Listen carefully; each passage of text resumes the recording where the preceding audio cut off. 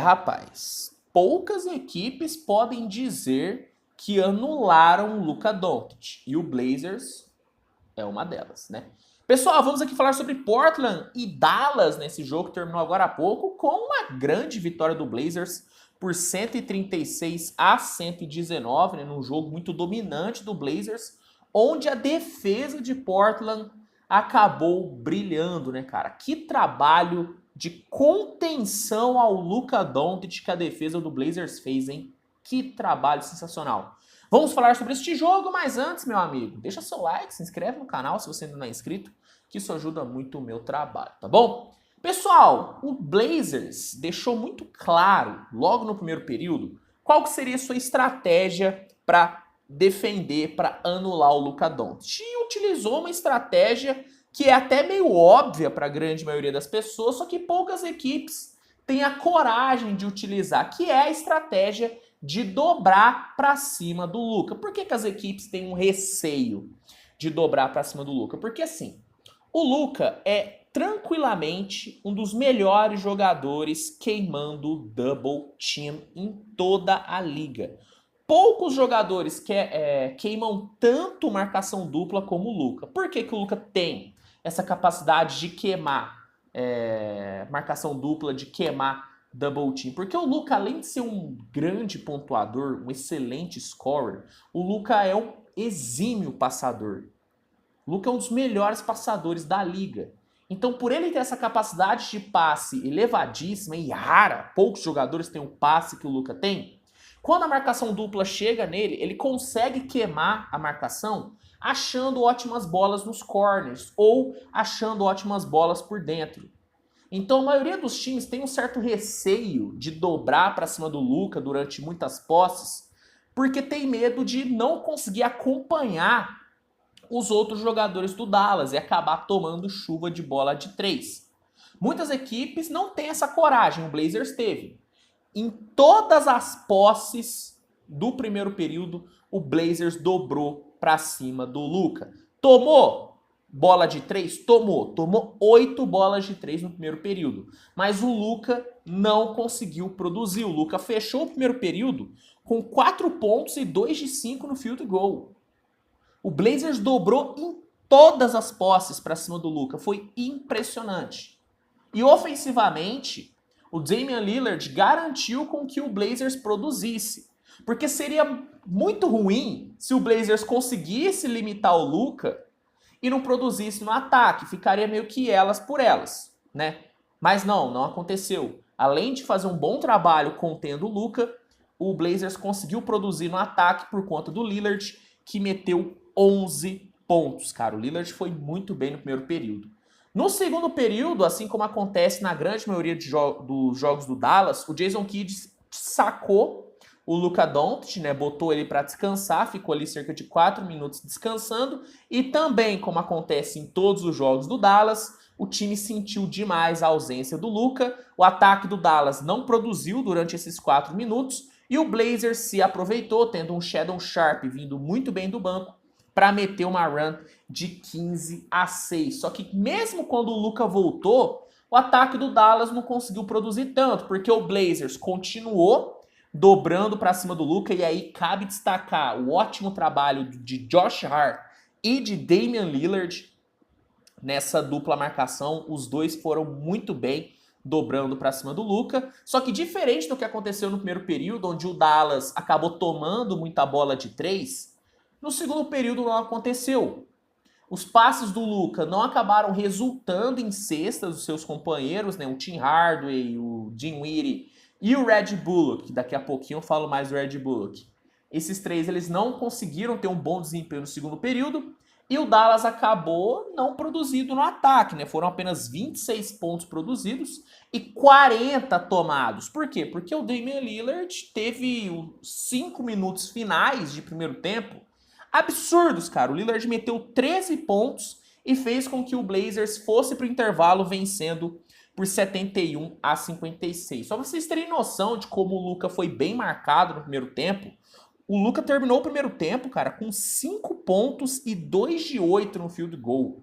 Eu não consigo me lembrar de outro jogo em que o Luka terminou um primeiro tempo tão abaixo em pontuação.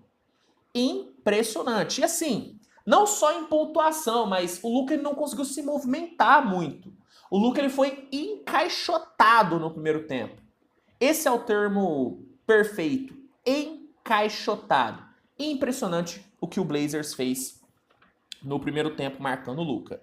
No terceiro período, na volta do intervalo, o Red Bullock, lembra que eu falei que eu ia falar um pouquinho mais dele? Então, vou falar agora. O Red Bullock foi absurdo no terceiro período. Foi absurdo no terceiro período. Todos os passes que o Luka achou pro Red Bullock, ele matou. Red Bullock simplesmente chegou à marca de 8 bolas de 3 no terceiro período. 8 bolas de 3. Foi impressionante.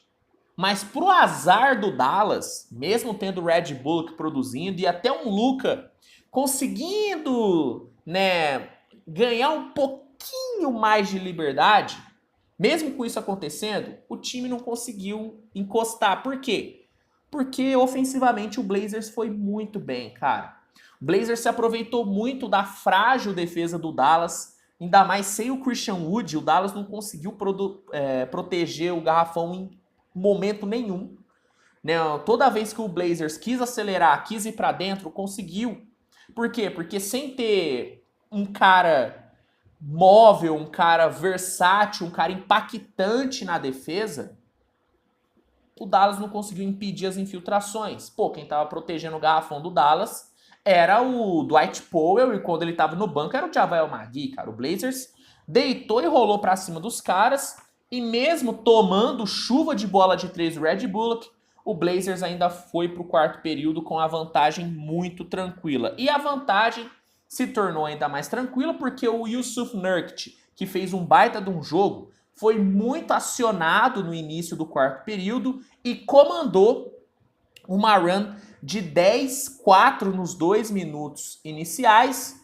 O Luka não conseguiu produzir, o Dallas em si não produziu, o Red Bullock gastou todo o seu estoque de bolas de 3 no terceiro período, não fez nada no quarto período, e nos 4 minutos finais, os 2 bancos entraram porque o jogo já estava decidido, a vitória já estava garantida para o Portland Trail Blazers. No final, Blazers consegue sua 20ª, conseguiu sua 20ª vitória, e Dallas sua 20ª derrota. Destaques aqui da partida, hein? Pelo lado do Blazers, Damian Lillard, 36 pontos e 10 assistências, jogou muito bem.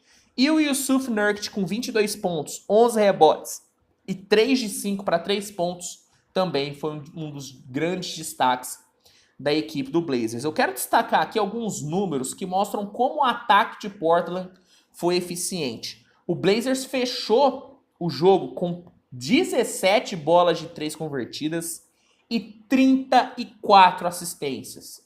Fora os 7 roubos de bola que o time conseguiu. E aí eu tenho que destacar o Luvinha, né, cara? O que o Gary Payton defendeu e roubou de bola no jogo de hoje foi brincadeira.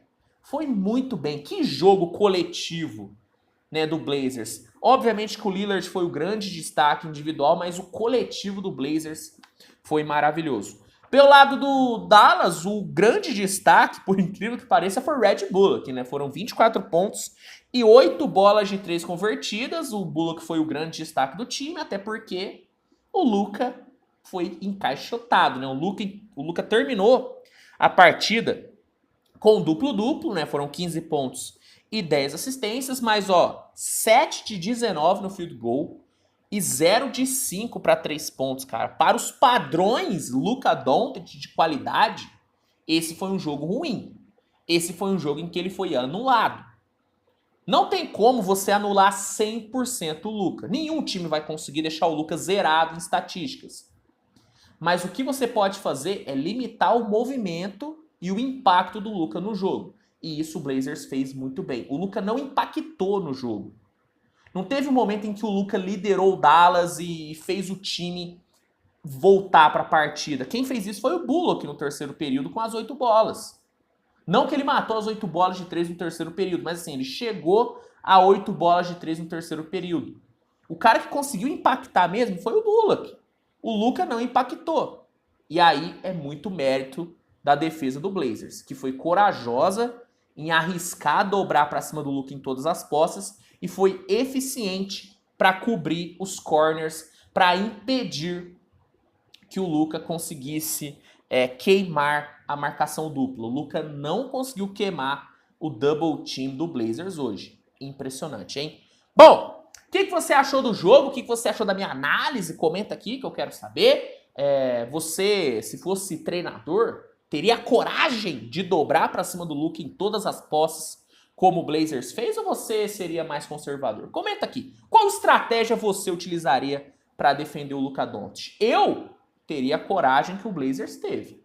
Porque eu sou corajoso, eu sou dinizista.